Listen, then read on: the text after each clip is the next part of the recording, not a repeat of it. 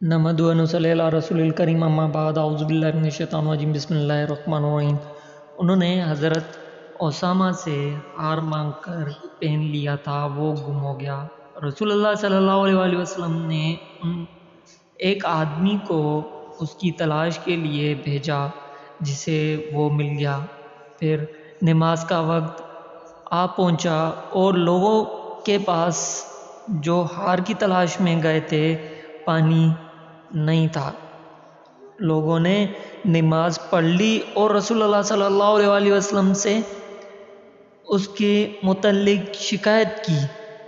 پس خداوند تعالی نے تیمم کی آیت اتاری، جسے سن کر